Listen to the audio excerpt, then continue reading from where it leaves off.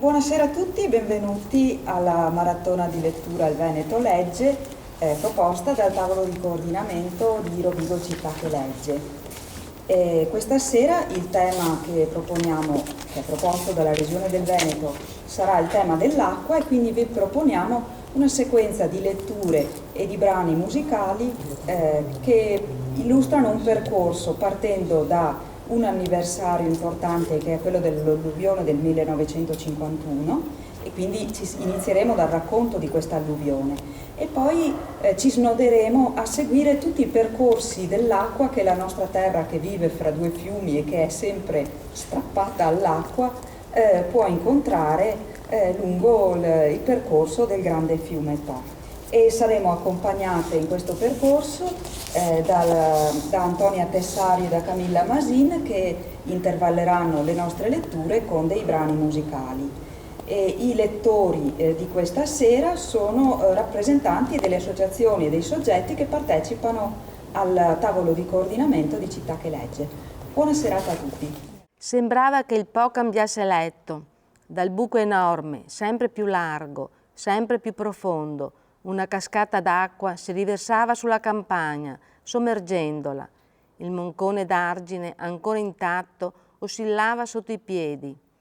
La prima scena è l'invasione della nostra piccola patria e noi, con la disperazione nel cuore e la furia dell'acqua alle spalle, siamo fuggiti. Le case erano rimaste aperte davanti allo sterminato fronte d'acqua che seppelliva nel silenzio mortale ogni nostra risorsa e annegava la speranza.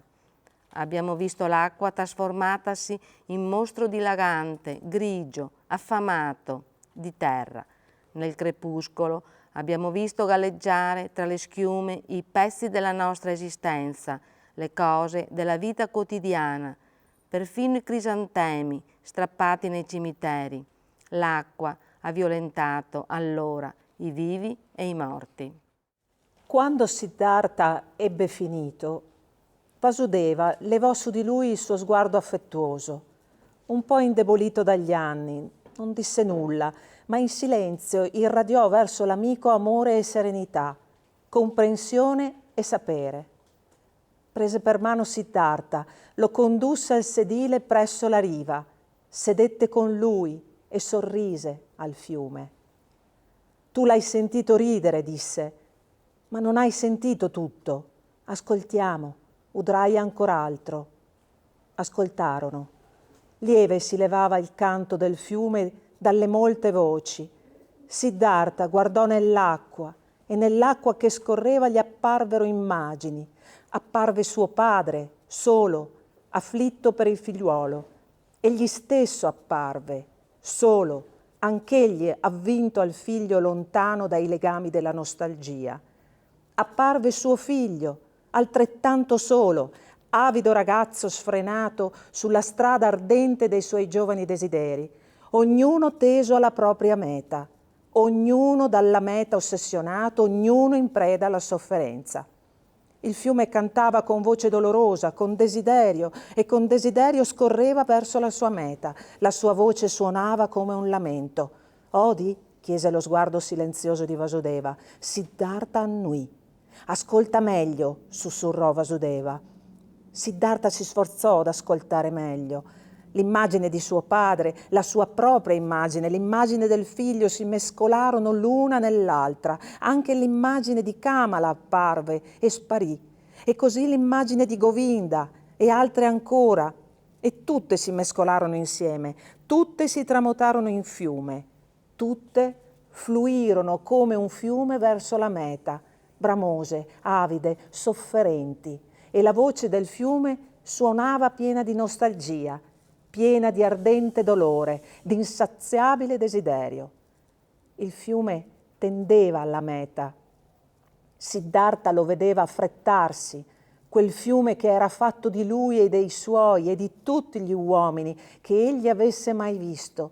Tutte le onde, tutta quell'acqua si affrettarono, soffrendo verso le loro mete, molte mete, la cascata, il lago, le rapide, il mare, e tutte le mete venivano raggiunte e a ogni meta una nuova ne seguiva, e dall'acqua si generava vapore e saliva in cielo, diventava pioggia e precipitava giù dal cielo, diventava fonte, ruscello, fiume, e di nuovo riprendeva il suo cammino, di nuovo cominciava a fluire. Ma l'avida voce era mutata. Ancora suonava piena d'ansia e d'affanno, ma altre voci si univano a lei, voci di gioia e di dolore, voci buone e cattive, sorridenti e tristi. 100 voci, 1000 voci. Siddhartha ascoltava. Era adesso tutto orecchi, interamente immerso nell'ascolto, totalmente vuoto, totalmente disposto ad assorbire. Sentiva che ora aveva appreso sino in fondo l'arte dell'ascolto. Spesso aveva già ascoltato tutto ciò, queste 1000 voci nel fiume, ma oggi tutto ciò aveva un suono nuovo. Ecco che più non riusciva a distinguere le molte voci, le allegre da quelle in pianto, le infantili da quelle virili. Tutte erano connesse. Lamenti di desiderio e risa del saggio, grida di collera e gemiti di morenti. Tutto era una cosa sola. Tutto era mescolato e intrecciato in 1000 modi conteso. E tutto insieme, tutte le voci, tutte le mete, tutti i desideri, tutti i dolori, tutta la gioia, tutto il bene e il male, tutto insieme era il mondo.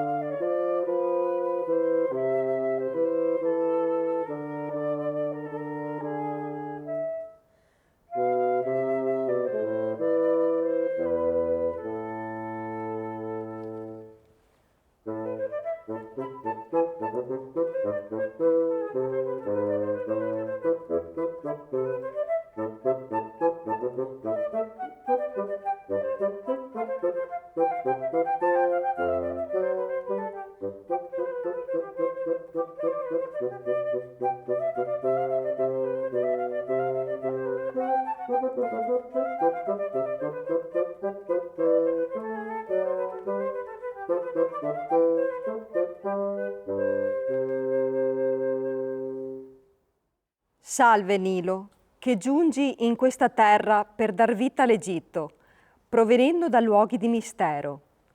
La tua onda si distende sulle campagne, rinfranca coloro che hanno sete e non va a perdersi inutilmente nel deserto. Se il tuo aiuto ci manca, milioni di creature sono in angoscia. Gli dei stessi e gli uomini periscono. Gli animali ti cercano come impazziti e tutti sulla terra, grandi e piccoli, sono in supplizio. Ma se le preghiere degli uomini sono esaudite, se le acque salgono, allora la terra grida d'allegrezza, ognuno si sente il cuore pieno di gioia, il dorso scorso dal riso e i denti pronti a masticare.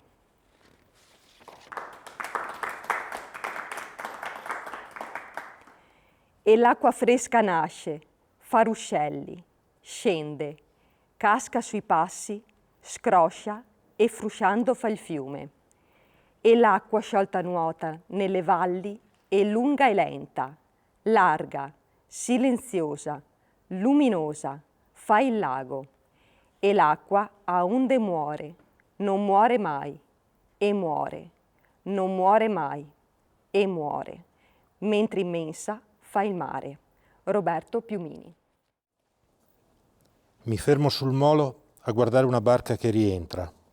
Il bosco della Mesola è come una riga di verde che taglia l'orizzonte insieme al mare.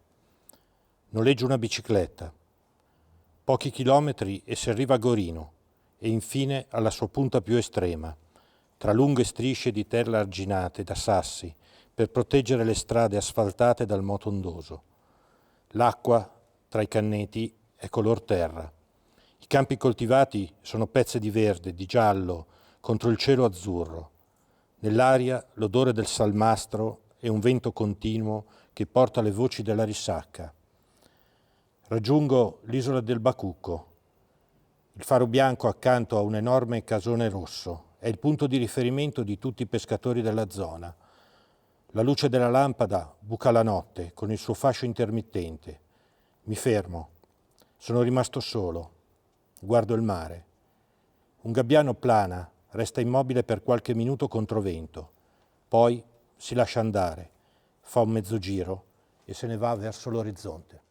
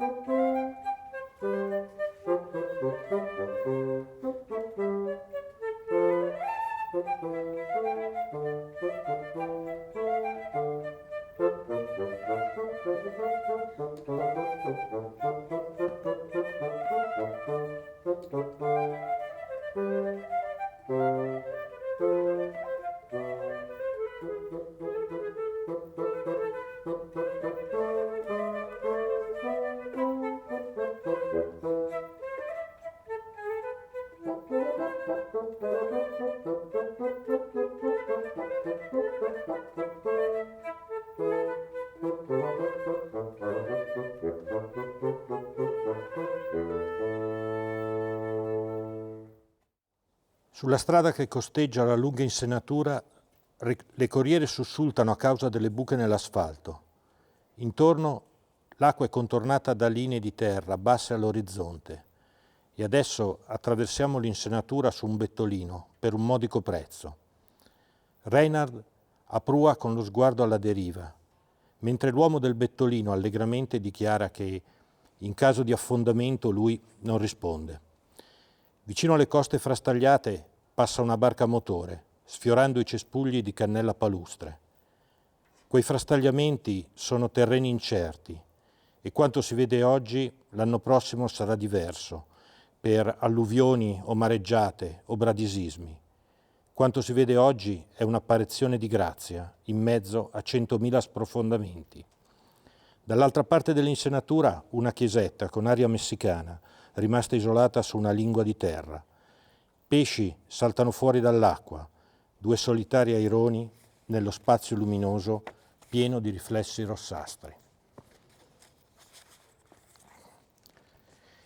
Siamo arrivati dove l'immobilità dell'acqua davanti a noi è completa e senza riflessi. Il sole non più alto allo zenit. L'immobilità dell'acqua e il silenzio completo fanno immaginare un'infinità di movimenti invisibili che si ripetono senza sosta, sotto le alghe, dentro i cespugli, sotto i sassi e anche sottoterra. Un pezzo di tronco mangiato dall'acqua ai miei piedi sembra la faccia di un vecchio. L'erba tra i sassi si direbbe butterata da un vaiolo portato dal vento. Un pacchetto di sigarette scolorito sembra masticato da una bestia. Pretese delle parole. Pretendono di legare i conti con quello che succede là fuori, di descriverlo e definirlo. Ma là fuori tutto si svolge, non in questo o in quel modo. C'entra ben poco con ciò che dicono le parole. Il fiume qui sfocia in una distesa senza limiti. I colori si mescolano da tutte le parti. Come descrivere?